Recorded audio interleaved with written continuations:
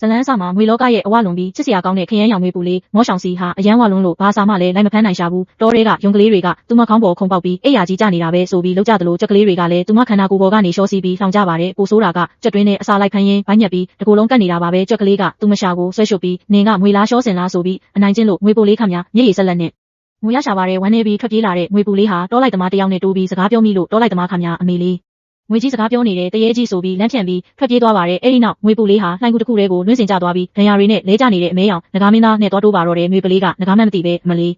ေးဒီငွေအထီးကြီးကတော်တော်ချောတာပဲဂျိုတွေလည်းပါသေးတယ်ဆိုပြီးမျက်စိကျသွားပါတယ်သူမကဟဲ့လူချောကြီးဒဏ်ရာတွေလည်းရနေတာကိုဟန်ဆောင်မနေပါနဲ့ငါနဲ့အတူကြင်ကြံချင်းအတူတူလုပ်ပြီးဒဏ်ရာကူရအောင်နဲ့အတွက်မနစ်နာပါဘူးဆိုပြီးငကားမင်းသားကိုအတင်းသွားဖက်နှာခေါင်းချင်းတိုက်ပြီးအသားယူပါတော့တယ်ငကားမင်းသားကငါ့ကိုမထိနဲ့မင်းကိုငါတက်ပြစ်မယ်လို့ကျင်းသွားပေမဲ့ငွေပူလေးကတော့မရဘူးနောက်တစ်ခါတော့ထပ်နှမ်းပါရစေဦးလို့လုပ်ပြီးအမျက်ထုတ်ကလူချောကြီးနောက်မှပြန်ဆုံးမင်းတော်ဆိုပြီးလစ်ပြေးသွားပါတယ်ငကားမင်းသားရဲ့ကြင်ကြံချင်းစွမ်းအားတွေကိုရလိုက်တဲ့ငွေပူလေးဟာနှစ်နာရီကြာမှပဲစွမ်းအားတွေပောက်ကွဲပြီးမိမလှလေးတယောက်အဖြစ်အောင်မြင်စွာပြောင်းလဲသွားနိုင်ခဲ့ပါတယ်သူမကဟာဟာငါနောက်ဆုံးတော့လက်တွေခြေထောက်တွေနဲ့လူဖြစ်သွားပြီဟေ့ဆိုပြီးပျော်ရွှင်သွားပြီးသူမရဲ့မိဘတွေရှိရာတောင်ပိုင်းငွေနန်းတော်ကိုပြန်လာပါတယ်မိဘတွေကလည်းအမလေးငါတို့ရဲ့ဥတူတူသမီးလေး800နှစ်ကြာမှလူအဖြစ်ပြောင်းလဲနိုင်ခဲ့ပြီဆိုပြီးဝမ်းသာအားရကြိုဆိုကြပါတယ်နန်းတော်ထဲမှာသူမရဲ့အကိုကြီးတွေကညီမလေးနင်တယောက်တည်းအပြင်တွေရှောက်မသွားနဲ့အပြင်မှာလူဆိုးတွေအများများတယ်အန္တရာယ်ရှိတယ်လို့စိုးရိမ်တကြီးမှနေကြပါတယ်အဲ့ဒီအချိန်မှာငွေပိုလေးကပါဇက်ကိုလက်နဲ့ပိတ်ပြီးစိတ်ထဲကနေလူဆိုးတွေမကဘူးငါကအပြင်မှာငကားမင်းသားချောချောကြီးကိုပါအတင်းအာရမအသားယူလိုက်သေးတာဒါကိုမိဘတွေသိရင်တော့ငါ့ကိုအိမ်ပြင်ပေးမထွက်တော့ပဲပိတ်လောင်ထားမှတေးကြတယ်ဆိုပြီးတွေးကတယောက်တည်းရှက်သွေးဖြန်းပြီးပြုံးစီစီဖြစ်နေပါတယ်သူမရဲ့အမူအရာထူးဆန်းနေလို့အမဖြစ်သူကနင်ဘာတွေဘာလို့ဒီလောက်နေနေတာလဲလို့မေးတော့မှဘာမှမဟုတ်ပါဘူးအပြင်မှာနေပူလို့ပါဆိုပြီးလိန်ညာလိုက်ရပါတယ်တစ်ဖက်မှာတော့ဒဏ်ရာပြောက်ခဲ့သွားတဲ့ငကားမင်းသားလုံထိုက်စီကတော့အိမ်မက်ဆိုးကနေလန်နိုးလာတယ်လို့မျိုးဒေါသတွေတခွဲသားနဲ့နိုးလာပါတယ်သူကငါငကားမင်းသားဖြစ်ပြီးနှစ်ပေါင်း1000အတွင်းဒီလိုအဆက်ခွဲခံရတာမျိုးတစ်ခါမှမရှိဘူးအဲ့ဒီဝတ်တုံးငွေမကိုအမိဖန်ရမယ်ဆိုပြီးစစ်တီတွေကိုအမိန်ပေးပါတယ်မကြခင်မှာပဲစစ်ဗိုလ်ချုပ်ကသတင်းလာပို့ပါတယ်မင်းသားကြီးအဲ့ဒီငွေမလေးကိုရှာတွေ့ပါပြီသူကတောင်ပိုင်းငွေမင်းကြီးရဲ့သမီးငယ်ဆုံးမောရှောင်စီဖြစ်ပါတယ်သူကညံထိုင်းပြီးဥတူတူမလေးမှုလူဖြစ်ဖို့800နှစ်တောင်ကြာခဲ့တာပါပိုဆိုးတာကသူမကလာမဲလာမှာမြေကွေးမျိုးနွယ်စုရဲ့ဒုတိယမင်းသားနဲ့လက်ထပ်တော့မှာပါတဲ့ဒီသတင်းကိုကြားလိုက်ရတဲ့ငကားမင်းသားဟာဒေါသတွေအထွတ်ထိပ်ရောက်သွားပြီပါလက်ထပ်မယ်ဟုတ်လားငါစီကအမျက်တွေအကုန်ယူပြီးတခြားလူနဲ့သွားလက်ထပ်မယ်ပေါ့လေကောင်းပြီလေအဲ့ဒီငွေမကိုအရှင်လက်လက်ဖမ်းခေါ်ခဲ့ငါကိုယ်တိုင်သူ့ကိုအပြစ်ပေးမယ်ဆိုပြီးဒေါသတကြီးကျင်းသွားပါတော့တယ်ငကားမင်းသားဟာတောင်ပိုင်းငွေနန်းတော်စီရောက်လာတဲ့အခါမှာတော့တောအုပ်လေးထဲမှာမောရှောင်စီတယောက်သူမရဲ့မိုးချင်းအကိုကြီးနဲ့အတူလက်ပြလေးတွေလိုက်ဖမ်းပြီးပျော်ပါနေတာကိုအပင်နောက်ကနေချောင်းကြည့်မိပါတယ်မောရှောင်စီကမိုးချင်းအကိုကြီးနင်ကငါ့အပေါ်အကောင်းဆုံးပဲဆိုပြီးအသားကုန်ချွဲနေပြနေတာပါဒါကိုချောင်းကြည့်နေတဲ့ငကားမင်းသားကများမိုးချင်းအကိုကြီးဟုတ်လားခေါ်လိုက်တာမှချိုးတာနေတာပဲမနေ့ကတင်ငါ့ကိုအတင်းအာရမလုပ်သွားပြီးဒီနေ့ကျမြေကွေးမျိုးနယ်စုနဲ့လက်ထက်ယုံတင်မကဘူးဘဲကမှန်းမသိတဲ့ကောင်းနဲ့ပါအချစ်နေကြုံနေတယ်ပေါ့လေကောင်းပြီလေနင်ကငါအာယုံကိုပဲဖန်ဆားထားရမယ်ဆိုပြီးလက်သီးကိုကြစ်ကြစ်ပါအောင်ဆုပ်ပြီးတဝင်းတိုးပြီးဒေါသထွက်နေရှာပါတယ်နောက်တနေ့မှာတော့မောရှောင်စီတယောက်တစ်ပင်ပေါ်ကငှက်တိုက်ကိုသွားနိုင်ရင်ဖင်ပြန်ကန်ပြီးအရှိန်ပြင်းပြင်းနဲ့အောက်ကိုပြုတ်ကျပါတော့တယ်ပြုတ်ကျတဲ့အရှိန်နဲ့စွမ်းအားတွေလျော့သွားပြီးလူအဖြစ်ကနေဝါတုတ်တုတ်ငွေပူလေးအဖြစ်ပြန်ပြောင်းသွားရှာပါတယ်အဲ့ဒီအချိန်မှာအရင်ကသူမကိုအနိုင်ကျင့်နေကြရုံဆုပ်ကလေးကရောက်လာပြီးသူမခေါင်းပေါ်ကိုတက်နှင်းကဟာဟာဒီဝတ်တော့မလေးလူဖြစ်သွားတယ်ဆိုပြီးနောက်ဆုံးတော့လဲငါခြေပေါ်အောက်ပြန်ရောက်တာပါပဲလားဆိုပြီးလှောင်ပါတော့တယ်မောရှောင်စီကနင်အခုချက်ချင်းစင်းစမ်းငါနင့်ကိုကိုက်စားပြစ်မယ်လို့ရန်လုံနေတော့ဒါကိုကောင်းကင်ဘော်ကနေငုံကြည့်နေတဲ့ငကားမင်းသားကဥတူတူမလေးဆိုပြီးပြုံးလိုက်ပြီးသူမကိုကူညီဖို့လက်ညှိုးလေးတစ်ချက်ဝှေ့ရမ်းကရုံကလေးစီကိုမီးလုံးတစ်လုံးလွှတ်လိုက်ပါတယ်ရုံကလေးခံများဖင်မီးလောင်ပြီးရေကန်ထဲကိုဘွန်းကနေပြုတ်ကျသွားတာကိုကြည့်ပြီးမောရှောင်စီကဥတက်အောင်ရဲပါတော့တယ်ငကားမင်းသားကတော့တစ်ခါတလေကြာရင်လဲတစ်ခါငိုတစ်ခါရဲနဲ့ချစ်စရာလေးလို့တွေးနေမိပါတယ်ဒါပေမဲ့မောရှောင်စီတယောက်ရေကန်ဘေးမှာငားများရင်မျောလင့်မထားပဲရေထဲကိုဘွန်းကနေပြုတ်ကျသွားပြန်ပါတယ်ရေထဲမှာကူးခတ်နေတဲ့ရုံဆုပ်ကလေးကဒီငွေဥတူတူမလေးလူဖြစ်သွားတာတောင်ရေမကူးတတ်ဘူးလူဦးဝဲပဲဖြစ်ရမယ်ဆိုပြီးလှောင်ပြီးထွက်ပြေးသွားပါတယ်မောရှောင်စီရင်းနေနေတော့မှကောင်းကင်ကနေငကားမင်းသားကစင်းကယ်ဖို့လုပ်ပေမဲ့သူမရဲ့မိုးချင်းအကိုကြီးကကောင်းကင်ကနေအရင်ဦးအောင်ပြန်ဆင်းလာပြီးမောရှောင်စီကိုရေထဲကနေပွေ့ချီကကဲထုတ်သွားပါတယ်ပြီးတော့ဝေးယုံကြီးခြုံပေးပြီးဘာလို့ဒီလောက်တတိမရှိရတာလဲညီမလေးရဲ့ဆိုပြီးဖတ်ထားတာကိုမြင်လိုက်ရတဲ့ငကားမင်းသားခမများမျက်လုံးကြီးနေရဲလာပြီးအဲ့ဒီရင်ခွင်ကငါရင်ခွင်ဖြစ်ရမှာဒီမြေခွေးအိုကြီးကိုငါကိုယ်တိုင်သွားတွေ့ရမယ်ဆိုပြီးပောက်ကွဲပါတော့တဲ့ငကားမင်းသားဟာမြေခွေးမျိုးနယ်စုရဲ့ဒုတိယမင်းသားရဲ့အိတ်ဆောင်တွေကိုစွမ်းအားတွေနဲ့ဘုံဘုံလေးအောင်ဝင်ချလာပြီးသူ့ရဲ့ရင်ဘတ်ကိုဆွဲကနင်လာမဲလာမှာမင်္ဂလာဆောင်မယ်ဆိုတာဟုတ်လားဆိုပြီးရန်တွေ့ပါတယ်မြေခွေးမင်းသားကလည်းနင်ကငကားမင်းသားဖြစ်ပြီးငါတို့မိစ္ဆာလောကရဲ့ကိစ္စကိုဘာလို့လာဆွတ်ဖက်တာလဲလို့ပြန်អော်ပါတယ်အဲ့ဒီအခါငကားမင်းသားကသူ့ရဲ့မြေခွေးကိုကအမှတ်အသားကြောက်စိမ်းပြားကိုအတင်းလူယူပြီးနင်လူပြည်ကိုသွားကျင်နေမလားငါနင့်ကိုစားသွားပေးမယ်နင့်ရဲ့အမှတ်သားပြားကိုငါ့ကိုပေးမင်္ဂလာပွဲကိုငါပဲသွားမယ်ဆိုပြီးသဘောတူညီချက်လုပ်လိုက်ပါတယ်မြေခွေးမင်းသားကများဒီငကားကြီးကအဲ့ဒီဝါတို့ငွေမလေးကြောင့်ယူသွားပြီထင်တယ်ဆိုပြီးတယောက်တည်းကြံခဲ့ပါတော့တယ်ငကားမင်းသားဟာမြေခွေးမင်းသားအဖြစ်ဟန်ဆောင်ပြီးနန်းတော်တကားကနေဝင်လာပါတယ်မောရှောင်စီကတော့အခန်းထဲမှာငါအဲ့ဒီမျက်နှာမမြင်ဘူးတဲ့မြေခွေးမင်းသားကိုမယူချင်ပါဘူးဆိုမှမိဘတွေကအတင်းပေးစားတယ်ဆိုပြီးစိတ်တူပြီးခေါင်းတွေနဲ့ပေါက်နေတာပါအဲ့ဒီနောက်သူမကိုခမ်းမရဲခေါ်လာပြီးသူတို့သားနဲ့မိတ်ဆက်ပေးတဲ့အခါမှာတော့မောရှောင်စီတယောက်သူတို့သားရဲ့မျက်နှာကိုတေချာစိုက်ကြည့်ပြီးဒီမျက်နှာကြီးကဘာလို့ဒီလောက်အကျွမ်းတဝင်ရှိနေရတာလဲနေဦးအမေလေးဒါငါတော့ထဲမှာအတင်းအဓမ္မဖန်နှန်းပြီးအမျက်ထုတ်ခဲ့တဲ့အမဲရောင်လေးချောကြီးငကားမင်းသားမဟုတ်လားဆိုပြီးတိသွားတဲ့အချိန်မှာတော့တကူလုံးတုံရင်ပြီးလမ်းဖြတ်သွားပါတော့တယ်ငကားမင်းသားကတော့သူမကိုကြည့်ပြီးနှုတ်ခမ်းထောင်လေးတွန့်ယုံပြုံးကမောရှောင်စီ တို့တွေနောင်နာကတ်မှာလင်မယားတွေဖြစ်လာကြတော့မှာဆိုတော့ပိုပြီးရင်းနှီးအောင်လုပ်ရတာပေါ့ဆိုပြီးလူမသိအောင်ချင်းချောက်တဲ့လေတံနဲ့ပြောလိုက်တဲ့အခါမောရှောင်စီခမညာအမေဒီလူကြီးရဲ့မျက်လုံးတွေကကြောက်စရာကြီးဆိုပြီးကြက်တေသွားရရှာပါတော့တယ်မောရှောင်စီတယောက်သူ့အကိုကြီးနဲ့ပန်းချံမှာကစားနေတော့ငကားမင်းသားကနင်ပါလို့ဒီမှာရှိနေတာလေမောရှောင်စီကငါကိုနဲ့စကားပြောနေတာနင်ပါလာလောက်တာလေလို့ပြောပါတယ်အကိုကြီးကကြားထဲကဖြည့်ဖြန့်ပေးမလို့လုပ်တော့ငကားမင်းသားကငါနဲ့ငါရဲ့တို့သမီးလေးစကားပြောနေတာကိုဘသူကမှလာမဆွတ်ဖက်နဲ့ဆိုပြီးရန်လုပ်ပါတယ်ဒါကိုမောရှောင်စီရဲ့မိုးချင်အကိုကြီးကဝင်သားပေမဲ့ငကားမင်းသားကဘယူးမဆိုင်ပဲမောရှောင်စီရဲ့လက်ကောက်ဝတ်ကိုအတင်းဆွဲညစ်ပြီးအဓမ္မဆွဲခေါ်သွားပါတော့တယ်မောရှောင်စီခမညာလွတ်ဆန်းနင်ကိုနာအောင်လုပ်နေပြီလားလို့အော်ဟစ်နေပေမဲ့ဘသူမှလည်းလာမကယ်ရဲကြပါဘူးငကားမင်းသားကသူမကိုလူသူမရှိတဲ့နေရန်တစ်ခုမှာကပ်ပြီးနင်ပါလို့တခြားယောက်ျားတွေကိုကြည့်ပြီးဒီလောက်တောင်သဘောကျပြီးပြုံးနေနိုင်ရတာလဲဆိုပြီးမျက်လုံးကြီးညီရဲကအသားကုန်တဝင်းတိုးပြီးရန်တွေ့ပါတော့တယ်ငကားမင်းသားကငါကနင့်ရဲ့တို့သားဒီနေ့ကစပြီးငါခွင့်ပြုချက်မရှိပဲဘယ်ယောက်ျားနဲ့မှမပတ်သက်ရဘူးလို့ရာဇာတန်ပေးတဲ့အခါမောရှောင်စီကကြောင်အန်းနဲ့ဒီလူကြီးနေမကောင်းဘူးလားယူနေတာလားအတိတ်ပဲမရှိလိုက်တာလို့ပြန်អော်ပါတယ်ဒါပေမဲ့ငကားမင်းသားကနှုတ်ခမ်းထောင်လေးတွေ့ုံပြုံးပြီးငါနေကောင်းလားမကောင်းဘူးလားဆိုတာနေမကြခင်သိရမှာပေါ့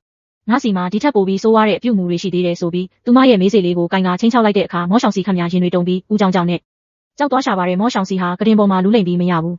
းငါဒီတိုင်းထိုင်ခံလို့မဖြစ်ဘူးဒီမြေခွေးစုပ်ကြီးငကားမင်းသားကငါ့ကိုအနိုင်ကျင့်လွန်းတယ်ငါခိုးထွက်မှဖြစ်မယ်ဆိုပြီးစီမံကိန်းချပါတယ်သူမဟာအထုပ်ပိုးတွေကိုတေချာထုတ်ငါးများတကြီးတစ်ချောင်းကိုကင်ပြီးရေကန်ဘေးကိုခိုးထွက်လာခဲ့ပါတယ်ပြီးတော့ကန်ထဲကငါးတွေကိုကြည့်ပြီးဟေ့ငါးကလေးတို့နင်တို့ရဲ့တေးနေ့ရောက်ပြီးငါဒီနေ့အကြီးဆုံးငါးကြီးတစ်ကောင်ကိုမိအောင်ဖမ်းပြီးအဲ့ဒီမြေခွေးစုပ်ကြီးကိုရိုက်တက်ပစ်မယ်ဆိုပြီးကျုံဝါကငါးများတန်ကိုပစ်ချလိုက်ပါတယ်မကြခင်မှာပဲငါးများတန်ကတုံခါလာပြီးအကောင်ကြီးတစ်ကောင်မိပြီဆိုပြီးမောရှောင်စီတယောက်ဟေ့ရောင်ကြီး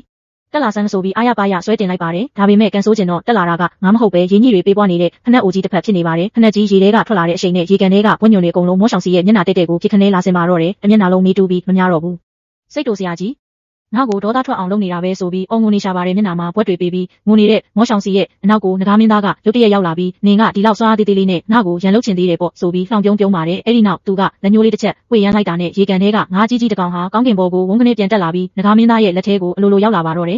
်ညရောက်တဲ့အခါငကားမင်းသားကအဲ့ဒီငါးကြီးကိုမီးပုံပေးမှာအနံ့တထောင်းထောင်းနဲ့กินပြီးရေရေရှက်ရေစားပြပါတယ်မောရှောင်စီခမညာဗိုက်စာစာနဲ့တတွေးတွေမျိုးချပြီးငါအနက်ခံသေးရင်တေးပါစေနင့်ရဲ့ငါးကင်ကိုဘယ်တော့မှမစားဘူးလို့စွန့်ညင်းပါတယ်အဲ့ဒီအခါငကားမင်းသားကမျက်နှာလေးကိုအနားကပ်ပြီးတကယ်မစားဘူးပေါ့ဒါဆိုရင်ငါ့ကိုတစ်ချက်လောက်နန်းလိုက်တာဆိုရင်ဒီငါးကင်ကြီးတစ်ခုလုံးကိုနင့်ကိုအလကားပေးစားမယ်ဆိုပြီးညံစင်မာတော့တဲ့ငါးကင်ရဲ့အနံ့ကိုမခံနိုင်တော့တဲ့မောရှောင်စီတယောက်နောက်ဆုံးတော့လက်လျှော့ပြီးတို့တောင်းပန်ပါတယ်ငါ့ကိုတလုံးလောက်ကြွေးပါလို့ချွဲရရှာပါတယ်ငကားမင်းသားကလည်းပြုံးစီစီနဲ့ငါးကင်ကိုကမ်းပေးလိုက်ပါတယ်အဲ့ဒီအချိန်မှာမောရှောင်စီကစိတ်ထဲကနေအမလေးဒီမျက်နှာကြီးဒီအမူအရာကြီးကငါတော်ထဲမှာအတင်းသားယူခဲ့တဲ့အမဲကောင်ကြီးငကားမင်းသားနဲ့တပုံစံလေးပဲဟင်းနင်းကမြေခွေးမင်းသားမဟုတ်ဘူးအမဲကောင်ကြီးမလားဆိုပြီးပါဇက်ကနေအမှတ်မထင်လှုပ်ခနဲအော်ပြောမိပါတော့တယ်သူမပါဇက်ကနေအမဲကောင်ကြီးဆိုတဲ့နာမည်ထွက်လာတာနဲ့တပြိုင်နက်ငကားမင်းသားရဲ့မျက်နှာမှာငကားကြေးခွန်တွေပေါ်လာပြီးဒေါသတွေပောက်ကွဲကလက်ထဲကငါးကြီးကိုပြစ်ခနဲညှစ်ချေပစ်လိုက်ပါတယ်ပြီးတော့သူမကိုအိယာပေါ်တွန်းလှန်ပြီးနေငါကိုအမဲကောင်ကြီးလို့ခေါ်တယ်ဟုတ်လားနင်ပြင်မှာဘယ်ယောက်ျားနဲ့မှတိတ်မပတ်သက်ဘူးဆိုပြီးအခုကျတော့အမဲကောင်ကြီးဆိုတာဘယ်ကကောင်လဲလင်ငယ်ရှိနေတာလားပြောစမ်းနင်သူနဲ့ဘယ်အဆင့်ထိရောက်သွားပြီလဲလက်ချင်းဆွဲပြီးပြီလားဖက်ပြီးပြီလားဒါမှမဟုတ်အတူတူအိပ်ပြီးပြီလားဆိုပြီးအထင်လွဲကဒေါသတကြီးနဲ့အပေါ်ကနေဖိပြီးမိကွန်းတွေတက်ဆက်မေးပါတော့တယ်မောရှောင်စီခမညာပါးလေးနှစ်ဖက်ရဲကားနဲ့ဖြစ်သွားပြီးမဟုတ်ပါဘူးနင်ထင်လွဲနေတာဆိုပြီးပြောပါတယ်ငကားမင်းသားဟာမောရှောင်စီကိုအိယာပေါ်မှာဖိထားပြီးပြောစမ်းအဲ့ဒီအမဲကောင်ကြီးကငါထက်ပိုချောလားသူ့ရဲ့ခန္ဓာကိုယ်ကြက်ခိုင်မှုကကောငါထက်တန်မာလားဆိုပြီးတဝင်းတိုတကြီးမေးမြန်းနေပါတယ်မောရှောင်စီကတော့မျက်နှာလေးရဲကားနဲ့ဖြစ်နေပြီးစိတ်ထဲကနေဒီမြေခွေးစုပ်ကြီးကတကယ်ယူနေတာပဲကိုနဲ့ပြန်ပြိုင်ပြီးတဝင်းတိုနေရတယ်လို့ဆိုပြီးဦးကြောင်ကြောင်ဖြစ်နေရှာပါတ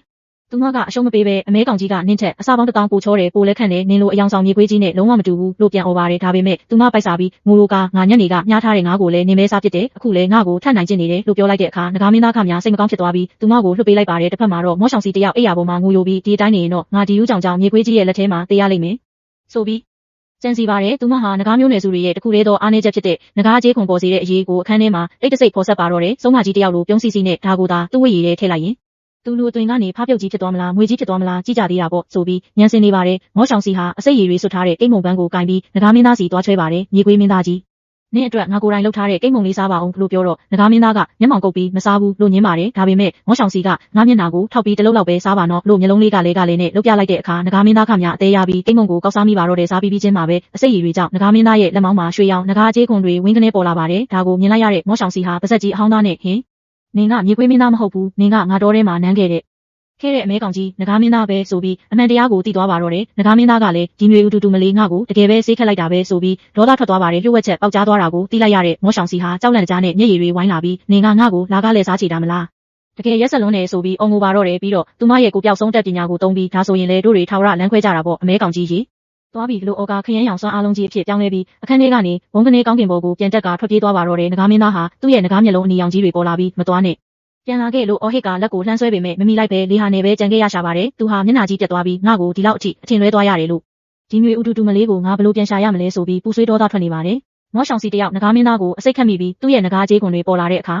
မိဘတွေနဲ့အကိုဖြစ်သူငိုချင်းရှိမှတင်အမှန်တရားတွေပေါက်ကြားကုန်ပါတယ်မောရှောင်စီရဲ့အဖေငွေမင်းကြီးတယောက်ငကားမင်းသားကိုကြည့်ပြီးမျက်လုံးပြူးကငကားမင်းသားကြီးပါလားဆိုပြီးဒူးထောက်ရှိခိုးပါတယ်ပြီးတော့ငကားမင်းသားကခမည်းတော်သမီးကတောထဲမှာငါ့ကိုအတင်းအဓမ္မဖန်နှန်းပြီးအမျက်ထုတ်ခဲ့တာလို့တိုင်တန်းလိုက်တဲ့အခါငွေမင်းကြီးမိသားစုတစ်ခုလုံးပါဇက်အဟောင်းသားနဲ့အံ့ဩပြီးသမီးရဲ့နင်ကငကားမင်းသားကိုတော့အနိုင်ကျင့်ရဲတယ်ပေါ့ဆိုပြီးခေါင်းကင်သွားကြပါတော့တယ်ငကားမင်းသားမော်ယွန်းချီဟာထွက်ပြေးသွားတဲ့မောရှောင်စီကိုရှာဖွေဖို့အတွက်သူ့ရဲ့စိတ်ဝိညာဉ်စွမ်းအားတွေကိုသုံးကဘာလုံးအနှံ့ဖြန့်ကျက်ပြီးအတင်းအဓမ္မရှာဖွေပါတော့တယ်စွမ်းအားကိုအလွန်ကြုံသုံးလိုက်တဲ့အတွက်မျက်လုံးကနေသွေးမျက်ရည်တွေစီးကျလာပြီးပါဇက်ကနေသွေးတွေအန်လာတဲ့အထိဖြစ်ရရှာပါတယ်ဘေးကလူတွေကမင်းသားကြီးတော်ပါတော့ဆက်လို့ရင်စိတ်ဝိညာဉ်မှာပျက်စီးသွားလိမ့်မယ်လို့တားကြပေမဲ့သူကတော့သူမကအမှောင်ကြောက်တတ်တယ်ပြီးတော့အယူမလေးတိုက်ခိုက်ရေးလည်းမတက်ဘူးအန်ဒီရဲ့ကြုံရင်ဒုက္ခရောက်လိမ့်မယ်ဆိုပြီးပူဆွေးသောကယောက်ကရှာဖွေရာကနေနောက်ဆုံးမှာတော့ရှာဖွေတွေ့ရှိသွားပါတယ်တစ်ဖက်မှာတော့မောရှောင်စီဟာတသိန်းသောတောင်တန်းတောနယ်ကြီးထဲကိုရောက်သွားပြီးကြောက်မက်ဖွယ်ပိန့်ကူဆုံးမကြီးရဲ့ဖမ်းဆီးခြင်းကိုခံလိုက်ရပါတယ်ဆုံးမကြီးကသူမကိုစွမ်းအားဆုပ်ယူဖို့လုပ်နေတဲ့အရေးကြီးအချိန်မှာပဲငကားမင်းသားဟာကောင်းကင်ယံကနေဘုံကနေဆင်းသက်လာပြီးမောရှောင်စီကိုကာကွယ်ပေးလိုက်ပါတယ်ဒါပေမဲ့အစိမ့်မိထားပြီးစွမ်းအားတွေကုန်ခန်းနေတဲ့နာက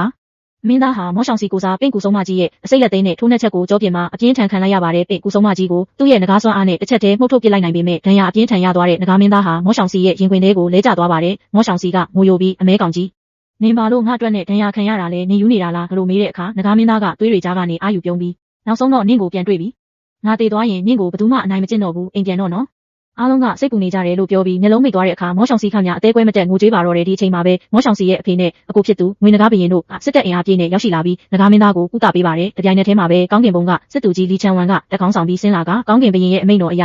နဂါးမင်းသားဟာတားမြစ်ချက်ကိုဖောက်ဖျက်ပြီးမိစ္ဆာမလေးနဲ့ပတ်သက်တဲ့အတွက်အပြစ်ပေးဖို့ကောင်းကင်ဘုံကိုပြန်ခေါ်ရမယ်ပြီးတော့နောက်လာမှာဖိနစ်မင်းသမီးနဲ့လက်ထပ်ရမယ်လို့ကြေညာပါတယ်ဒါကိုကြားရတဲ့နဂါးမင်းသားကအမိန့်ကိုညှင်းပယ်ပြီးငါကောင်းကင်မင်းသားယာရုကိုမမှတ်မောဘူးငါရဲ့ချစ်သူကိုထိခိုက်အောင်လုပ်ရင်ဒီသုံးကဘာလုံးကိုသွေးပင်လဲဝေစေရမယ်လို့ကောင်းကင်တက်မတော်ကြီးရှေ့မှာရဲရဲဝံ့ဝံ့ကြေညာလိုက်ပါတယ်အခြေအနေတွေအေးချမ်းသွားပြီးနောက်ဒဏ်ရာတွေတက်တာလာတဲ့နဂါးမင်းသားဟာနဂါးဦးချိုလေးတွေထွက်နေတဲ့အမိုက်စားပုံစံနဲ့မောရှောင်စီကိုစနောက်ပါတယ်မောရှောင်စီနင်ကငါ့ကိုတရားဝင်လက်ထပ်တာမျိုးမကြိုက်ပဲဟိုတုန်းကလိုဂူထဲမှာပဲခိုးပြီးချစ်ကြတဲ့ပုံစံမျိုးကိုပိုကြိုက်တာလားလို့မေးလိုက်တဲ့အခါမောရှောင်စီခမရှက်လွန်းလို့မျက်နှာလေးရဲကနေဖြစ်သွားပြီးနင်ဘာတွေရှောက်ပြောနေတာလဲဆိုပြီးအခိုးငွေတွေကြားထဲမှာငွေပူလေးအဖြစ်ပြောင်းလဲကထွက်ပြေးဖို့ကြိုးစားပါတယ်ဒါပေမဲ့နဂါးမင်းသားကြီးကတော့ပြုံးစီစီနဲ့သူ့မနောက်ကိုလိုက်ဖမ်းရင်အသေးရစရာစသိန်းလေးနဲ့ပြီးဆုံးသွားပါတော့တယ်